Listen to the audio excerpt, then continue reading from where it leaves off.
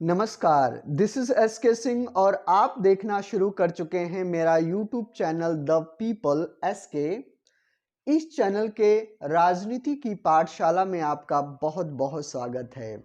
इस वीडियो में हम जानने की कोशिश करेंगे कि राजनीति के पप्पू कहे जाने वाले राहुल गांधी अचानक राजनीति के पापा कैसे बन गए, और इसके साथ हम ये भी जानने की कोशिश करेंगे कि मरती हुई कांग्रेस अचानक जिंदा कैसे हो गई। इसमें राहुल गांधी का क्या रोल है, इसमें कांग्रेस के दूसरे नेताओं का क्या रोल है, और इसके साथ साथ हम इसमें यह भी जानने की कोशिश करेंगे कि आखिर भारतीय जनता पार्टी या मोदी जी से ऐसी क्या गलतियां हुई हैं जो कि राजनीति के पप्पू को अचानक पापा बना देती हैं। तो चलिए शुरू करते हैं। इससे पहले मैं आपको बता दूं कि अगर आप किसी भी राजनीतिक दल के आप कार्यकर्ता हैं या लीडर हैं, चाहे वो भारतीय जनता पार्टी हो, कांग्रेस हो, या फिर आप किसी क्षेत्रीय दल के जो है कि कार्यकर्ता हैं, या फिर आप अपने आप को एक जागरूक सिटीजन, एक जागरूक नागरिक के तौर पे अपने आप को रखना चाहते हैं और देश के विकास में योगदान देना चाहते हैं, तो ये राजनीति की पाठशाला आपके लिए एक बहुत ही शानदार प्रोग्राम डिजाइन किया गया है, जिसमें आपको राजनीति के इतिहास, पॉलिटिकल लीडर्स और जो है कि करंट अफेयर, और इसके साथ साथ जो इम्पोर्टेंट राजनीति से संबंधित खबरें होती हैं उनकी हम समीक्षा करते हैं और आपको एक पॉलिटिकल अवेयरनेस देने की हम कोशिश करते हैं। तो अगर आपने इस चैनल को सब्सक्राइब नहीं किया है तो आप कर लीजिए, क्योंकि इसमें बहुत सारी इंपॉर्टेंट जानकारियां आपको मिलने वाली हैं। तो चलिए आगे हम बात करते हैं। सबसे पहले तो आपको याद होगा कि जब राहुल गांधी ने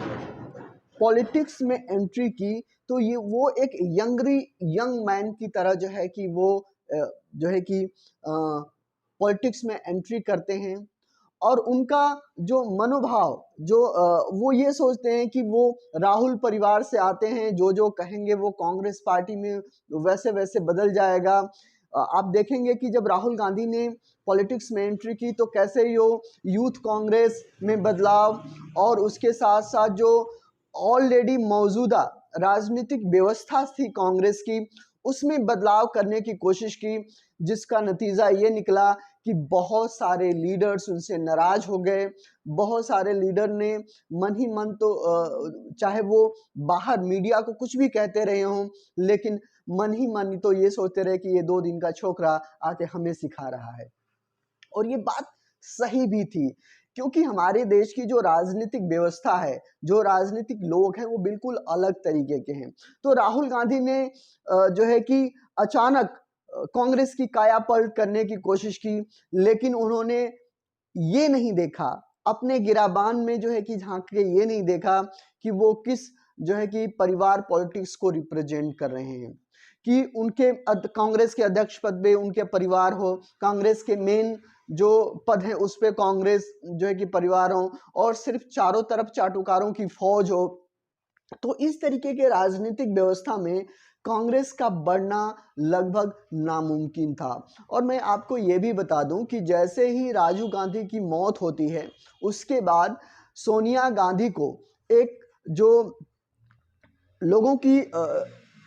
सिंपथी के तौर पे वोट मिलती है, लेकिन कभी भी सोनिया गांधी एक सशक्त नेता के तौर पे सोनिया गांधी को नहीं देखा जाता था, और देखा जाने का कोई कारण भी नहीं था। आप देखेंगे कि आखिर में सोनिया गांधी का बैकग्राउंड क्या है लीडरशिप का, जिस माहौल से वो आती हैं, जिस देश से आती हैं, जिस तरह की पढ़ाई उन्होंने की, जिस तरह का जीवन उन्होंने गुजारा। अचानक राहुल गांधी की मौत होती है और उनको एक दावेदार के तौर पे प्रस्तुत किया जाता है, लेकिन अगर सही मायने में देखा जाए तो सोनिया गांधी के बाद के पास इस तरीके का कोई भी राजनीतिक अनुभव, राजनीतिक जो है कि एक्टिविटी नहीं थी जिससे कि वो देश को रिप्रेजेंट कर पाए। और सवाल सिर्फ पार्टी का नहीं था,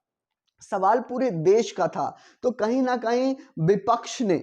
इस मुद्दे को उठाया और उनका मुद्दा जायज भी था, लेकिन कांग्रेस अपने अपने गिरेबान में इस चीज को देखना नहीं चाहती थी और उसका नतीजा यही निकला कि Congress day by day back foot पर आती रही। सोनिया गांधी ने संभालने की कोशिश की कि वो संभाल लेंगी, पार्टी को संभाल लेंगी और लोग जो है कि उनको वोट देंगे, लेकिन लोग राजनीतिक तौर पे इतना बेवकूफ नहीं थे कि वो सोनिया गांधी के नाम पे कांग्रेस को वोट देते रहें और कहीं ना कहीं अपने देश के साथ वो इस तरीके का व्यवहार करें। तो उसी का रिजल्ट आपको बीते कुछ सालों में देखने को आया है। सोनिया गांधी को ये बात सोनिया गांधी कभी भी एक्टिव पॉलिटिक्स के लिए राजी नहीं थी। ये आपको कांग्रेस को भी ये बात माननी पड़ेगी और जो देश के राजनीतिक जानकार हैं वो भी इस बात को अच्छी तरीके से जानते हैं कि सोनिया गांधी कभी भी एक्टिव पॉलिटिक्स के लिए मानसिक तौर पे तैयार नहीं थी और उन्होंने एक सिचुएशन में आकर कांग्रेस की बागडोर संभाली। तो कहीं ना कहीं वो चाहती हैं कि उनके बच्चे जो है कि वो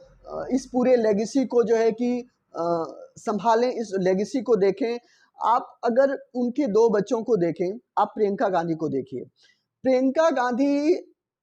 के अगर राजनीतिक करियर को आप देखेंगे तो प्रियंका गांधी कभी भी फुल टाइम राजनीति में नहीं आई। वो सिर्फ अपने परिवार को सपोर्ट करते हुए दिखी हैं,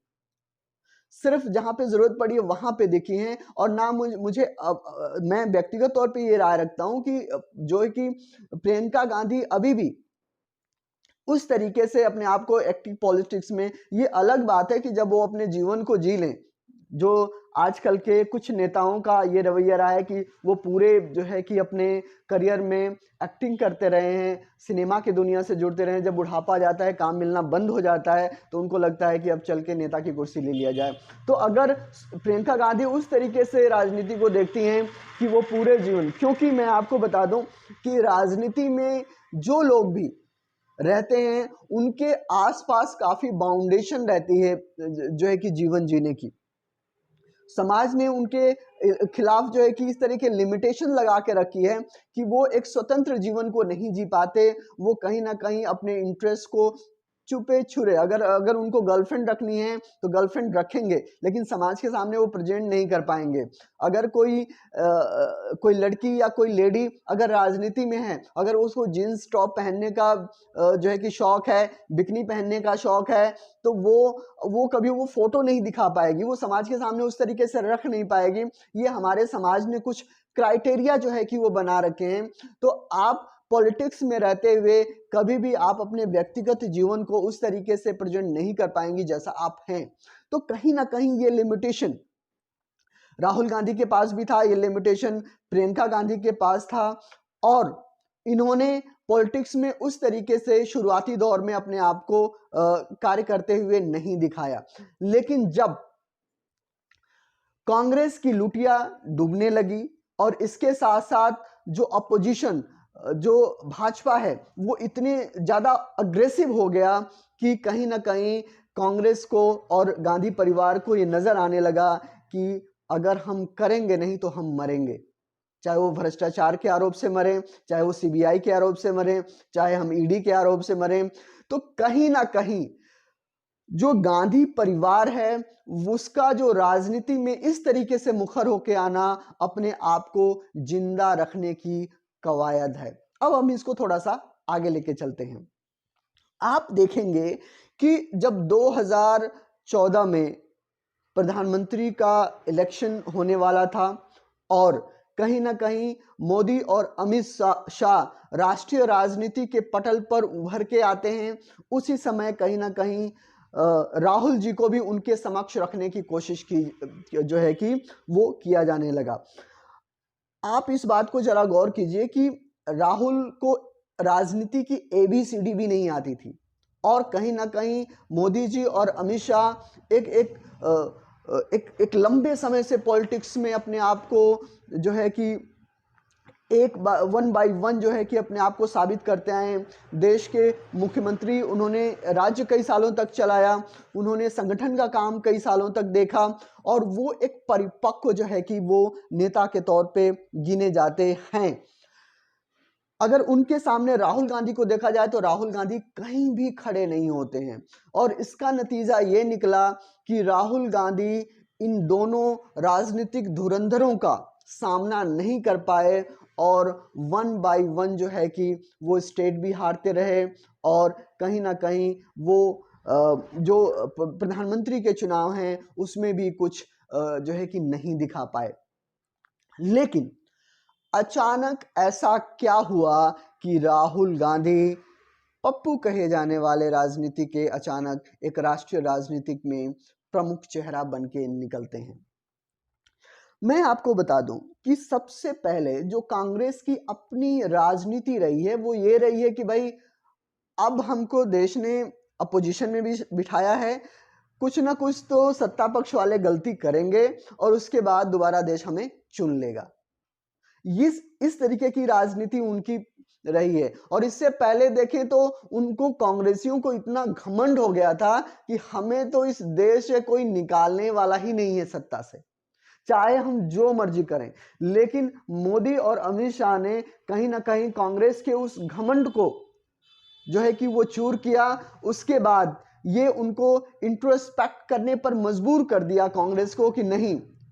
ये लोकतंत्र है और लोकतंत्र में ये सारी शक्तियां जनता के हाथ में हो, वो कभी भी किसी को घुमा के फेंक सकती है। जब कांग्रेसियों को ये रियलाइज होने लगा, 2019 तक तो दोबारा इस भ्रम में वो लोग रहे, लेकिन 2019 के चुनाव में जब कांग्रेस की बुरी हार होती है और मोदी जी की एक भयंकर जो है कि जीत होती है, उसके बाद कांग्रेस को जीने मरने का सवाल जो है कि खड़ा हो जाता है, और उसके बाद कांग्रेस की कुछ एक्टिविटी जो है कि वो शुरू होती है। अब क्या है, अब राहुल गांधी कैसे पूरे पटल में आते हैं, मैं आपको बता दूं कि सबसे पहले जब खड़गे का चुनाव होता है कांग्रेस के अध्यक्ष के तौर पे, और संगठन और जनसंपर्क दोनों के काम को अलग करने की जो कांग्रेस की अपनी रणनीति है वो कहीं ना कहीं इस विषय में काम करती है। और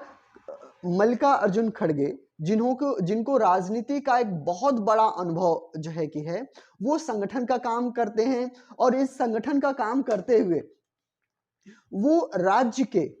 जो दूसरे नेता हैं,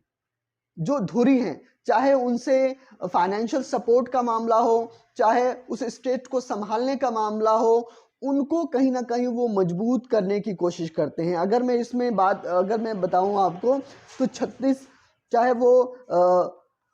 कर्नाटक में सिद्धारमैया हो, या फिर हिमाचल प्रदेश में सुक्खू जी हो, एमपी में कमलनाथ जी हो, तेलंगाना में जो है कि रेवंत रेड्डी जी हो, राजस्थान में अशोक गहलोत हो, ये सारे क्षेत्रीय क्षत्रप नेताओं को वो मजबूत करते हैं और उनको इस बात का भरोसा दिलाते हैं कि आपकी भी कांग्रेस पार्टी में एक अहम भूमिका है, और कहीं ना कहीं आप ही कांग्रेस पार्टी के कर्ता धर्ता और तारनहार हैं। और नतीजा ये अब आपको मिलेगा कि जो अभी चुनाव होने वाले हैं, चाहे वो एमपी के चुनाव हो, चाहे वो राजस्थान के चुनाव हो, या छत्तीसगढ़ के चुनाव हो, कांग्रेस एक मेन अपोजिशन के तौर पे कांटे की जो है कि टक्कर करते हुए नजर आ रही है। इसके साथ साथ 2024 के चुनाव के लिए पहले क्या होता था कि कुछ संगठन, कुछ पार्टियां दूसरे पार्टी को सपोर्ट करती थी और उसमें कहते कि भाई मैं आपको सपोर्ट कर रही हूं, लेकिन वो ग्राउंड पे कुछ इस तरीके का एक्शन प्लान नहीं बनाते थे जिससे कि वोट एक पार्टी का दूसरी पार्टी के तौर पे तब्दील हो पाए। लेकिन इस समय कांग्रेस ने बड़े बारीकी से देश के दूसरे क्षत्रपों का सहारा ले रही है और कहीं ना कहीं उनके साथ एक एक्शन प्लान बना रही है। इन क्षत्रपों में अगर मैं जो है कि बात करूं तो चाहे वो मुलायम सिंह यादव के पुत्र जो है कि अखिलेश यादव हों, या फिर जो है कि उनके जो धूर विरोधी अरविंद केजरीवाल हों या फिर ममता बनर्जी हों या फिर तेजस्वी यादव हों, इन सारे क्षत्रपों को वो एक प्लेटफॉर्म पर लाने में कामयाब हुई है और इसके साथ साथ उनके साथ जो एक्शन प्लान है उसको भी बारीकी से वो स्टडी करके बना रही है कि कैसे एक दूसरे की रैलियों में एक दूसरे को कार्यकर्ताओं को बुलाया जाए, कैसे एक साझा मुद्दा जो है कि वो तैयार किया जाए और इसके साथ साथ जो है कि किस तरीके से एक पार्टी का जो वोट है वो दूसरे पार्टी के वोट के तौर पे तब्दील किया जाए। ये सारे एक्शंस को जो है कि वो बड़े बारीकी से जो है कि वो फॉलो कर रही है और कहीं ना कहीं लोकल मुद्दे पे वो काफ़ी ख्याल रख रही है, काफ़ी ध्यान रख रही है, जिससे कि जो कांग्रेस की जो अपनी कन्वर्सेशन है लोगों से वो कहीं ना कहीं करते हुए नजर आ रही है। और ये तो हुआ संगठन और खड़गे की बात, और मैं इसमें एक बात और भी जोड़ दूं कि जो मुद्दे हैं, मुद्दे को भी एक रिवाइव करने की कोशिश की जा रही है। जैसे जो अभी ओबीसी रिजर्वेशन की जो बात हो रही है, जो जातीय जनगणना की बात हो रही है, ये बिल्कुल ही बीपी सिंह के बाद इस मुद्दे को दोबारा इस गेंद को दोबारा लोगों के बीच जो है कि फेंका जा रहा है और ये देखने की कोशिश की जा रही है कि किस तरीके से पब्लिक इस चीज़ को रिएक्ट कर रही है। और मैं अगर आपको बता दूं कि इस मुद्दे में इतना दम है कि अगर अपोजिशन पार्टी इस पूरे मुद्दे को लोगों के बीच में जो है कि कन्वर्सेशन का टॉपिक अगर बना पाती है तो ये कहीं ना कहीं मोदी, अमित शाह और भारतीय जनता पार्टी और उनके जो है कि सहयोगियों के लिए बहुत बड़ा खतरा साबित हो सकता है। अब ये संगठन और जो है कि कांग्रेस पार्टी का, राहुल गांधी ने ऐसा क्या किया, मैं आपको बता दूं कि सबसे बड़ी जो बात राहुल गांधी ने की वो की भारत जोड़ो यात्रा। उसमें जो उनका पैदल चलना, लोगों के साथ संवाद करना और उसके साथ साथ जो है कि लोगों के मुद्दे के बारे में बात करना और कहीं ना कहीं ग्राउंड पे दिखना, ये सिर्फ राहुल गांधी को अपोजिशन के सामने खड़ा नहीं करता, बल्कि उनके सहयोगी जो कि ये मानते थे कि राहुल गांधी को इस तरीके से प्रधानमंत्री के तौर पे प्रोजेक्ट ना किया जाए, उनके सामने भी वो अपने आप को एक मैच्योर नेता के तौर पे प्रूव करते हैं, एक मैच्योर नेता के तौर पे प्रूव करते हैं। और अगर प्रेजेंट टाइम में अगर ये बात देखा जाए तो अगर जो महत्वपूर्ण मुद्दे हैं जहां पे जो दूसरी अपोजिशन पार्टी, चाहे वो क्षेत्रप हो, वो कहते हुए डरते हो, चाहे वो ईडी का मामला हो, चाहे वो सीबीआई का मामला हो, चाहे वो खास तौर से अंबानी और अडानी का मामला हो, जिस तरीके से अडानी का नाम लेकर राहुल गांधी मुखर हो रहे हैं, वो कहीं ना कहीं उन जो है कि बिजनेसमैन धुरंधरों को भी जो है कि टारगेट पे ले रहे हैं, उनका टारगेट बन रहे हैं और बिना डर के जो है कि इस बात को वो बार बार उठा रहे हैं और मोदी जी को कटघरे में जो है कि खड़ा करने की कोशिश की जा रही है। तो उनका जो ये निडर व्यवहार है वो कहीं ना कहीं उनको मीडिया के मेन स्ट्रीम में लाने की कोशिश की जा रही है और लोगों के बीच एक कन्वर्सेशन का टॉपिक जो है कि वो बनने पर मजबूर कर रही है। तो इससे कहीं ना कहीं वो लोगों के बीच में, और खास तौर से जो ओबीसी रिजर्वेशन की बात है, उस मुद्दे को भी वो मुखर होके बोल रहे हैं। तो कहीं ना कहीं राहुल गांधी का ये निडर व्यवहार, लोगों के बीच में संपर्क को कायम रखना, ये सारी चीजों ने राहुल गांधी को एक राजनीति के पप्पू से एक राजनीतिक पापा जो है कि वो बना दिया है इस समय। और कहीं ना कहीं पूरा भारत अगर मोदी जी के सामने किसी को देख रहा है तो वो सिर्फ राहुल गांधी को देख रहा है, जबकि आज से 8-9 साल पहले राहुल गांधी कहीं भी राजनीतिक उसमें नहीं, पूरे परिप्रेक्ष्य में नहीं थे और जनता को समझ में नहीं आ रहा था कि वो ममता बनर्जी को प्रधानमंत्री के तौर पे देखे, अपोजिशन के तौर पे, या फिर अरविंद केजरीवाल जी को देखे। लेकिन राहुल गांधी ने कुछ समय में अपने आप को साबित किया है।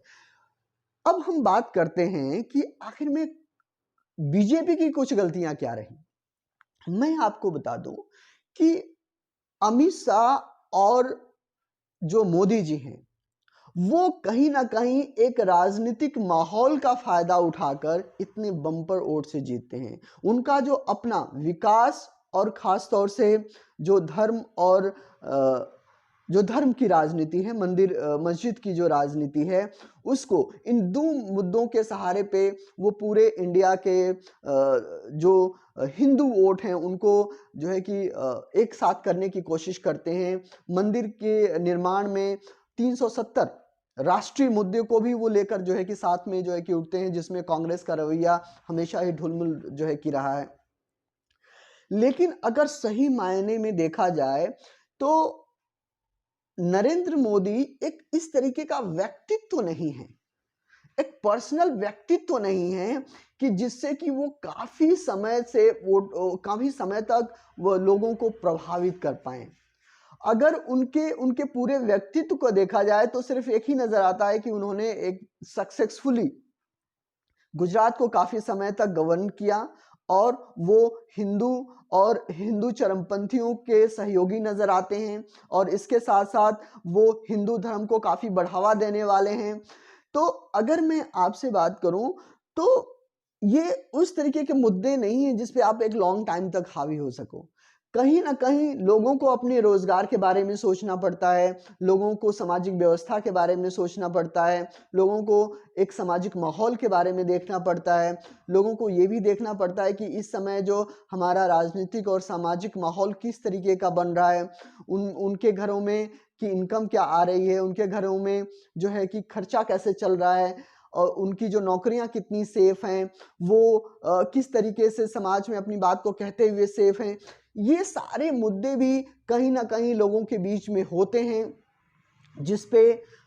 मोदी और उनकी पार्टी कहीं ना कहीं बैकफुट पे जाते हुए नजर आती है। तो कुछ मुद्दे तो जो है कि, और दूसरी बात कि अगर जब से मोदी जी का प्रभाव बीजेपी में बढ़ा है तब से सिर्फ BJP one man party, one man army बनती नजर आ रही है। अगर पिछले कई सालों को देखा जाए तो जितने भी इलेक्शंस हुए हैं राज्यों में वो मोदी के नाम पे लड़े गए, प्रधानमंत्री का चुनाव मोदी के नाम पे लड़ा गया और अभी भी वो मोदी के नाम पे ही लड़े जा रहे हैं। लेकिन अभी जो 3-4-5 राज्यों में जो इलेक्शंस हो रहे हैं उसमें मोदी जी की जो पहले छवि थी, जो उतना मोदी मोदी हो रहा था, वो कहीं ना कहीं वो बहुत नीचे जा चुका है और भाजपा को ये गलती का एहसास भी होने लग गया है कि कहीं ना कहीं उनको भी मोदी के अलावा कुछ और नेताओं को सामने मजबूत करना पड़ेगा ताकि आने वाले समय में भाजपा की राजनीति को आगे लिया जा सके। और इसमें अगर पूरे परिदृश्य में कांग्रेस की बात को देखा जाए तो कांग्रेस जो है कि बेशक वो अपने कुछ एक्टिविटी से जो है कि अपोजिशन के तौर पे खड़ा हो पाई है, लेकिन संगठन के मामले में अभी भी वो बीजेपी से काफी दूर है। जो बीजेपी के कार्यकर्ता हैं, जो बीजेपी का संगठन है, जो बीजेपी के दूसरे संगठन जो लोग हैं, चाहे वो संघ हो या कुछ और संगठन हो, उसके मामले में कांग्रेस कहीं भी खड़ा अपने आप को नहीं कर पाती है। तो अगर कांग्रेस को अपने आप को दोबारा राजनीति के उस मुकाम पे अपने आप को देखना है तो कहीं ना कहीं संगठन को मजबूत करना पड़ेगा और जो है कि इस पूरे मामले में एक इंट्रोस्पेक्शन जो है कि वो करने की जरूरत है। बहुत लंबी ये वीडियो हो गई और अब जो पेंडिंग बातें हैं वो हम नेक्स्ट वीडियो में हम जिक्र करेंगे। तो आज के वीडियो में बस इतना ही। अगर आपने चैनल को सब्सक्राइब नहीं किया है तो कर लीजिए, क्योंकि ये बहुत फ़ायदे वाले जो है कि मैं आपको बहुत सारी राजनीतिक जानकारियाँ इस तरीके से देने वाला हूँ, निष्पक्ष, बिना किसी का भेदभाव जो है कि वो किए हुए। तो आज के वीडियो में बस इतना ही। नमस्कार, जय हिंद।